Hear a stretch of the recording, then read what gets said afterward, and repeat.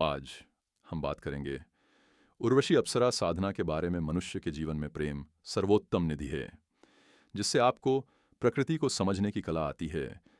जब भी जीवन में प्रेम और सौंदर्य की बात आती है, तब आपको अप्सरा का नाम आता है। क्यों?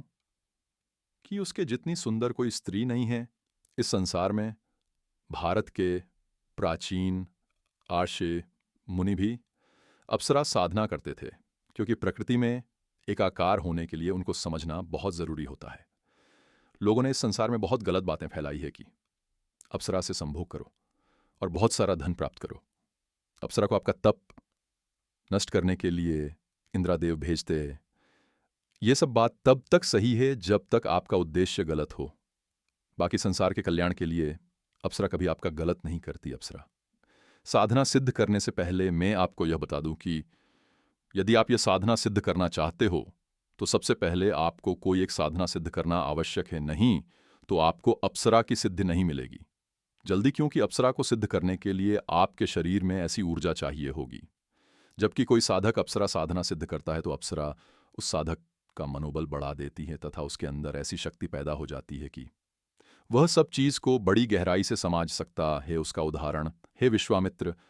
आरसी जब अप्सरा उन्होंने सिद्ध की तभी वह राजर्षि कहलाए। मैं इसलिए यह सब आपको कह रहा हूं कि संसार में फैली हुई गलत बातें नष्ट हो सकते हैं, क्योंकि आज के युग में लोगों के अंदर बहुत सारी वासना है और वह अप्सरा को सिर्फ वासना की दृष्टि से ही देखते हैं। जब भी कोई साधक अप्सरा साधना सिद्ध करता है तब वासना रूपी विष को वह अमृत में परिवर्तित कर देती है। अप्सरा साधना सिद्ध करने से पहले साधक को भी स्वयं तैयार होना पड़ता है। अप्सरा साधना की शुरुआत एकादशी से पूर्णिमा तक की जाती है, तब सफलता बहुत बढ़ जाती है। इसलिए जब भी आप अप्सरा साधना शुरू करो तब सब प्रकार की शंका को खाजस्तम करके पूर्ण विश्वास के साथ साधना करनी चाहिए, जिससे आप अप्सरा का प्रत्याक्षीकरण कर सके और उनसे आशीर्वाद और वरदान भी ले सके। जब भी कोई साधक अप्सरा सिद्ध कर लेता है तो अप्सरा साधक के प्रति पूर्ण समर्पित हो जाती है। अप्सराओं का निवास स्थान स्वर्ग है इंद्रदेव की सभा में। अप्सरा ये नृत्य करती है।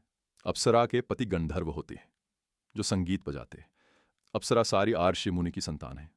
अप्सरा की मृत्यु कल्प के अंत में होती है, तब तक वह इस संसार में जीवित रहती।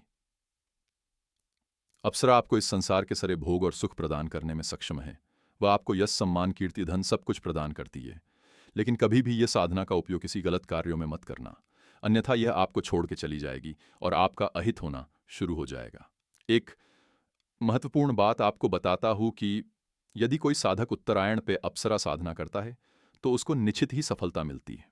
यदि कोई पुण्यात्मा युद्ध में लड़ते लड़ते वीरगति को प्राप्त करता है तो उसको स्वर्ग मिलता है तथा अप्सरा उसकी सेवा करती है और उसके साथ सरे उपभोग करती है और उसकी दासी बनके उसके साथ रहती है।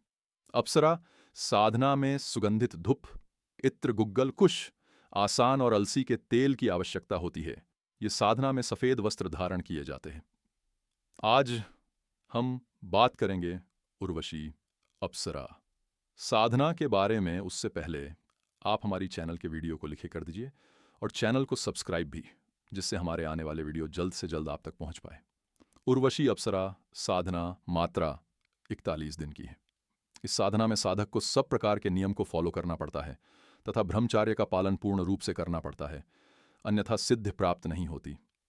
क्योंकि उर्वशी अप्सरा स्वर्ग की बहुत बड़ी साधना है। जब भी यह साधना किसी साधक से सिद्ध हो जाती है तो उसके अंदर गजब का आकर्षण आ जाता है। स्त्री ऐसे जातक पे बहुत मोहित हो जाती है। धन ऐसे जातक को प्रचुर मात्रा में आता है, तो लेकिन गलती से भी साधक को उर्वशी के साथ संभोग नहीं करना चाहिए, अन्यथा उसका अहित होना शुरू हो जाता है।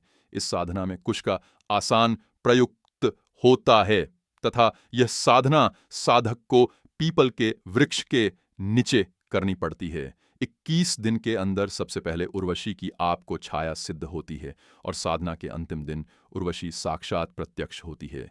यह साधना के पूर्ण मार्गदर्शन के लिए आप हमें संपर्क कर सकती है।